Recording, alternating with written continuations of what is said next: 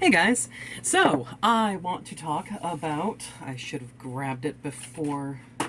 Okay, there we go. We're all good. Anyway, I want to talk about this book. I am still not done with it. I am about, what is that, like halfway through? Something like that? Yeah, about halfway through. And so this was recommended to me by that new friend of mine, Scott. And, he was telling me how much he loves this series and everything, and talking about, Brandon Sanderson's world building abilities and all of that kind of stuff. And he talked about it with so much enthusiasm and everything that I was like, all right, you know what? I've read the Steelheart trilogy. Let me get the first three in in the Mistborn trilogy. Let me see what I think of them.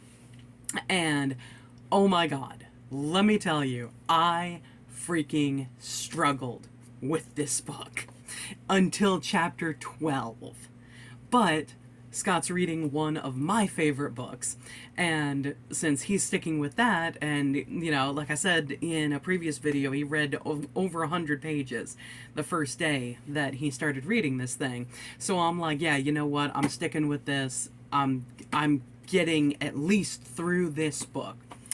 But once I hit chapter 12, it suddenly clicked with me. And basically, so our main character, that I didn't even realize was the main character until a chunk of the way through this book, or what I've read of this book so far, is this girl named Vin, at Vin. And she is someone who, her brother looked out for her until he betrayed her and then disappeared. And when I say looked out for, he basically taught her everyone is going to betray you. Everyone betrays everyone. You can't trust anyone. Don't even look like a girl, because that's going to be a disadvantage for you. And so for the first, 10 or so chapters, Vin is this nothing of a character. And, all she wants to do is disappear into the corners, hide in the shadows, doesn't want to be noticed. But we do get these different thoughts of hers about the different characters that she's around. And there's another character named Kelsier who comes in and wants to enact his plan to overthrow the Lord Ruler, he's essentially immortal, and he has been the ruler of these lands for the past 1,000 years. And it's an insane plan. Everybody tells Kelsier that, but they agree, you know what, let's try to pull it off. Because they talk about, okay, this is what you want to do. Here are all the problems with it. Okay, how can we solve these problems? And they come up with different solutions.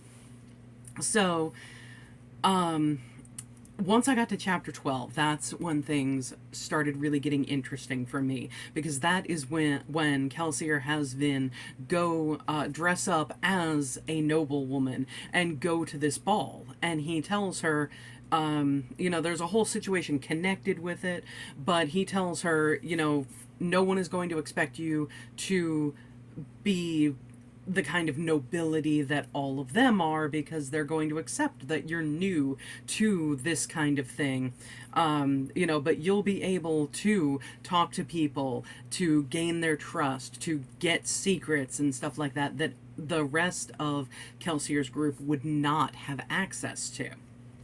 So she ends up meeting this guy there who is the heir to one of the most powerful houses in this whole setup.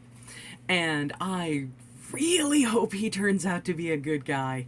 I really do. Oh my god, my teenage self is going off with this character in Vin. I'm just like, I want him to be good. I want him to help them. If you know who I'm talking about, don't spoil it in the comments for me.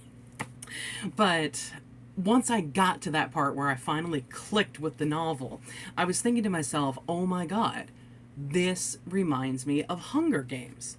because I first read The Hunger Games probably 2014, something like that, and I just basically forced myself to get through it because I didn't connect with Katniss at all, you know, and I'm just like, all right, yeah, I'm not connecting. I'm a very character driven reader, and if I don't connect with the character, you know, it basically is forcing myself to read it just to find out what happens in the story. So it was something of a slog going through Hunger Games the first time. But I realized, I reread them in 2020 during quarantine, and I realized that Katniss is meant to be written that way.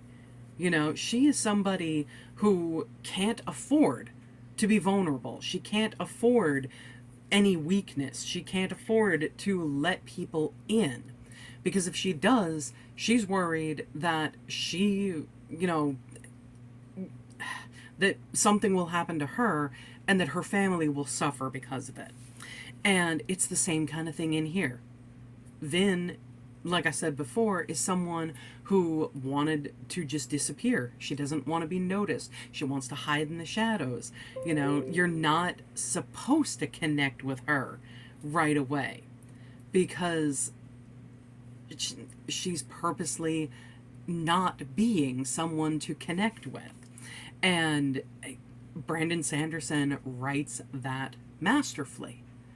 And the way that Kelsier comes in and, you know, he kind of draws her out of her shell and makes her start rethinking these things that she's been conditioned with for so many years. It's brilliant. And I can't wait to read more. Like I said, I'm almost exactly halfway through this book now, and I can't wait to read more. I can't wait to read more of the trilogy, and I can't wait to talk to Scott about them once I have read more. Anyway, so that is it for me today. Hopefully I will have 3 videos out next week. I'm gonna try. I'll see what happens. Thanks for watching, guys. I'll see you next time. Bye.